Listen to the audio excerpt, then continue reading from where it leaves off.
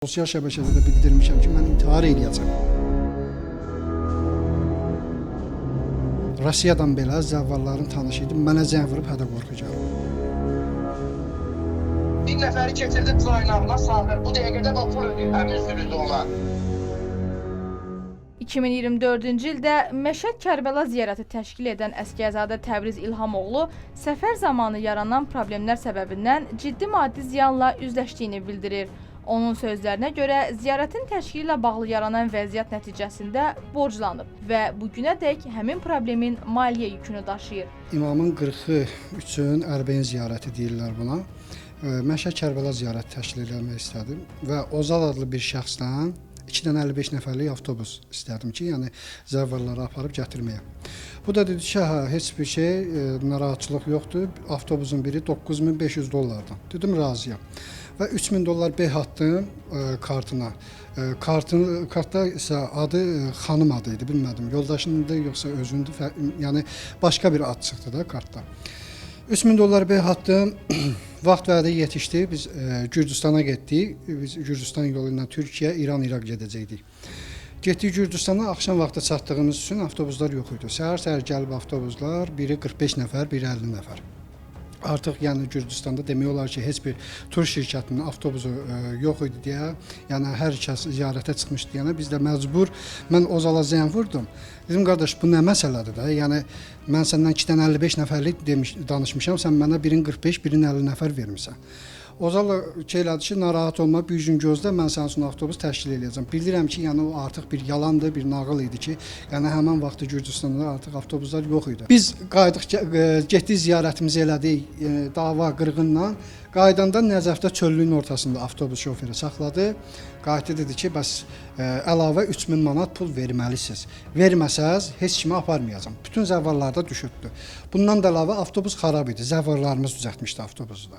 Yəni sıldırım qayanın üstündən Allahın umuduna biz üz aşağı gəldik, düşdük də salamatçılıqla.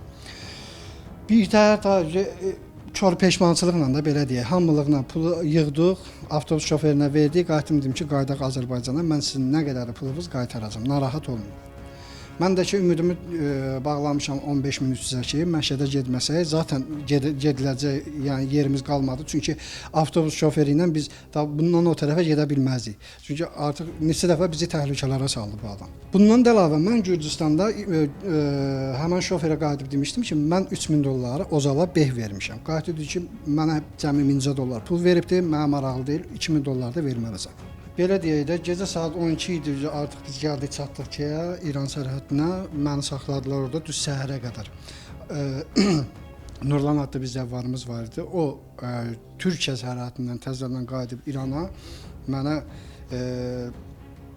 yaxınlaşıb ki, nə olub, niyə keçmirsən? Dedim, mən bəs girov saxlayıblar da burada. Niyə? Bəs belə-belə, torpaq başçısına görə.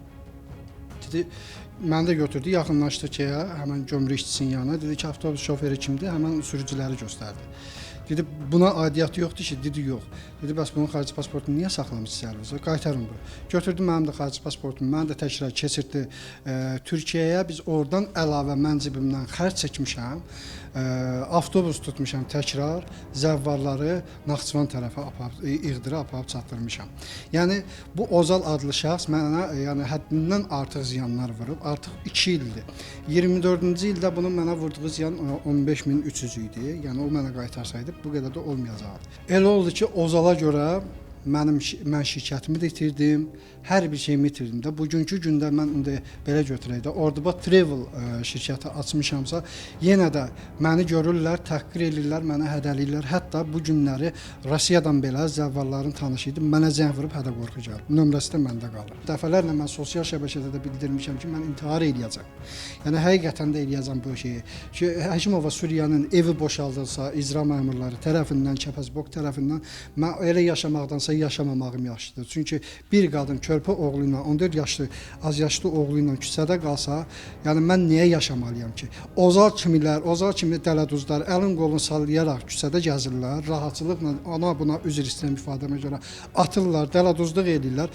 Amma mənim kimlər qalmışıq belə. Ancaq mübarizə aparıram ki, o Ozaldan mən dəymiş ziyanı alam. Bugünkü gündə Ozalın mənə vurduğu ziyan artıq 250.000 manatdır. Təbriz Əsgərzadə yaranmış vəziyyətə görə Ozal adlı şəxsi məsuliyyətli hesab edir. Yəni 55 ilə 50 105 nəfər eləyir, düzdür? Aha. Yəni buna sual eləyir ki, 200 nəfəri necə yerləşdirmisən o avtobusa? O adam da deyir ki, yerləşdirmişəm də.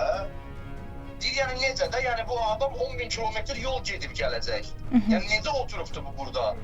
Yəni 200 nəfər insanı 2 Avtobusla aparıb da bunun dediyinə görə.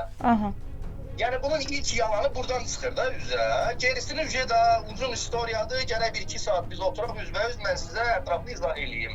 Sumqayıt başlandı, gəldi, sonra 34-cü bölməyə Xətayə. Xətayda 34-dən getdi Baş İdarəyə, Baş İdarədən getdi prokurorluğa. Sonra bu adam gördü ki, yox, xeyri yoxdur. Bu bir dəfə belə bir sürücünü, belə deyək də, loru dizlədiyini başlayıb sağmağa. Bir nəfəri keçirdi caynağına sağır. Bu dəqiqədə bax pul ödəyir həmin sürücü ona. Ona mən dedim ki, mən sənin üçün uşaq deyiləm. Başa düşdün, mənim şükür Allaha, ali savadım da var. Yəni səndən belə deyək, düzgünlüyünə dirəşəcək gücüm də var. Təbriz Əsgərzadə məsələ ilə bağlı müxtəlif hüquq mühafizə orqanlarına müraciət etdiyini deyir. O, şikayətinin araşdırılmasını və dəydiyi ziyanın ödənilməsini tələb edir. Biz də səsləndirilən iddialarla bağlı Baş Prokurorluğa rəsmi sorğu göndərərək məsələ ilə bağlı araşdırmanın aparılmadığını və işin hazırki vəziyyətini soruşduq. Lakin sorğumuza cavab verən olmadı.